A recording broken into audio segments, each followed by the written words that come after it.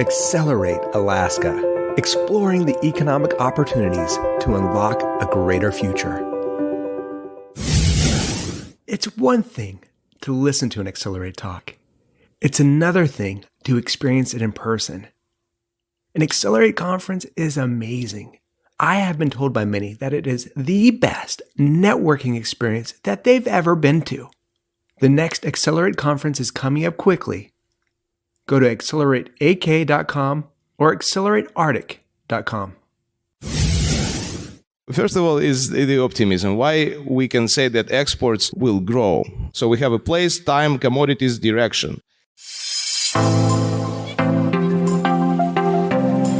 There is no doubt that Alaska is an export economy. We produce far more than just oil and gas. You might be wondering, what countries are demanding Alaska products and services? To answer that question, we join Alex Salov on stage during the export track.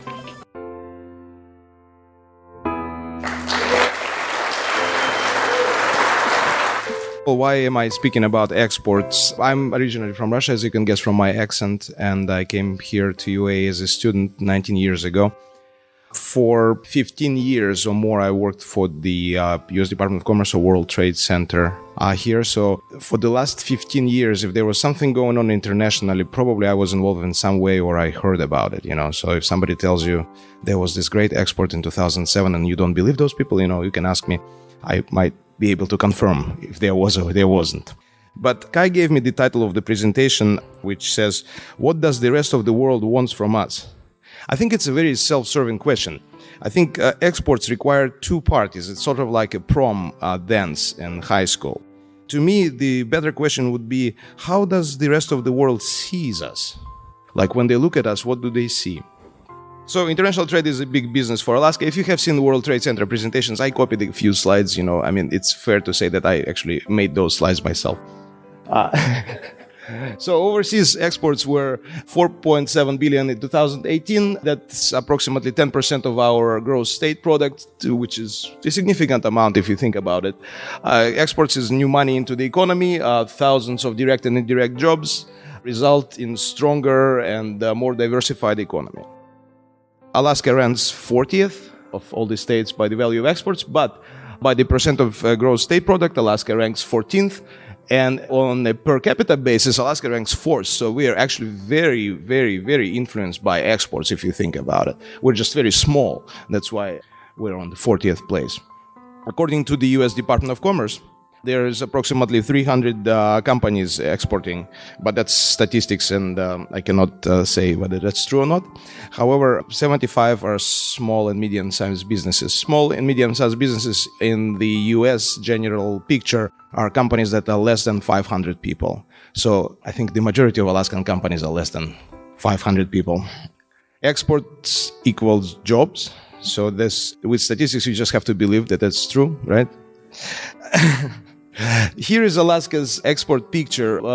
Since 94, basically, exports almost doubled. The peak was in 2011. You can see two dips, one in 1998, one in 2008. From 2008, you remember why there was a dip, right? There was the Great Recession, right? How about 1998? What was that? It was the Asian economic crisis. And that was when there was the problem with Thailand currency. Then there was a problem with Korea because of that. And then Korea at that point of time was Alaska's second largest export partner. So this is just to show how we are depending on the world. So let's look at our main export partners. As you can see, they're in Asia, they're in the Pacific Rim. Canada, I consider Canada to be a part of the Pacific Rim too. So China is number one, South Korea right now is number two, Japan is number three. There are some European countries too, but compared to China, South Korea, Japan, and Canada, they're less significant. Okay, what do we export to the world? Many people think we export oil. We don't. Energy products over there mainly is the airport refueling that we do for airplanes that come to Anchorage. Main export is seafood. Let's look at China. Look how China grew. I was lucky to start at the World Trade Center in 2004. At that point of time, nobody thought China would be anything significant. Many people here thought that China is a communist country and nothing can happen with China. But right now, China is our main partner. This is what we sell to China.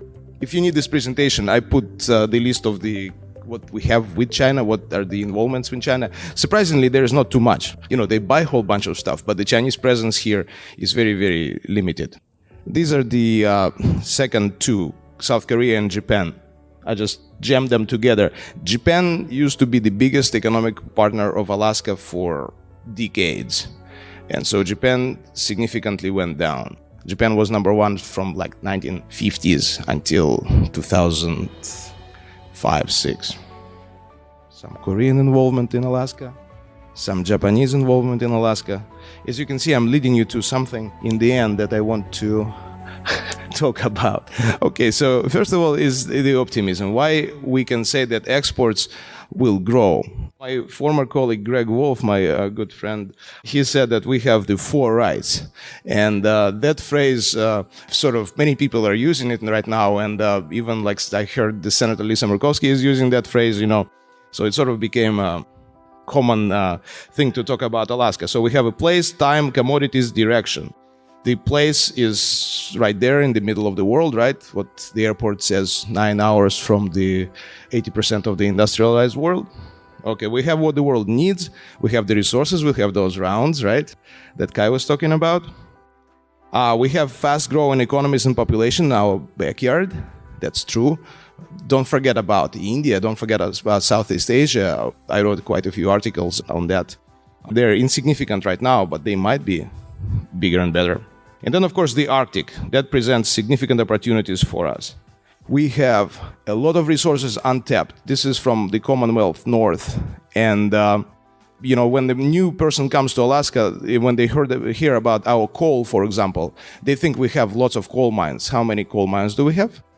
1. Okay. Copper. 3rd most copper in the world if we would be our own country. Lead, gold, zinc, silver, all that kind of stuff. North Slope, natural gas, rare earth elements. That was actually a more attractive word, I think, 5 or 6 years ago. Remember everybody was talking about rare earth? Okay, and then the last point here is that we have more companies looking outside the bun, so to say, and they're looking at 3 billion customers versus 700,000 customers in Alaska. That's, to me, an important thing, because if we have a company that produces, these things, which we don't have a company that produces those, but if they do, they can sell how many? Will it be enough for them to sell to every Alaskan man, woman, and a child? Will it be enough to do business? No, probably not. Let's look at this. This is my grain of salt. We always brag about political stability. Are we politically stable or are we politically not stable? That's a big question. We always brag about it. We always say you don't want, this is coming from the Russian guy, right? You don't want to deal with the Russians, right?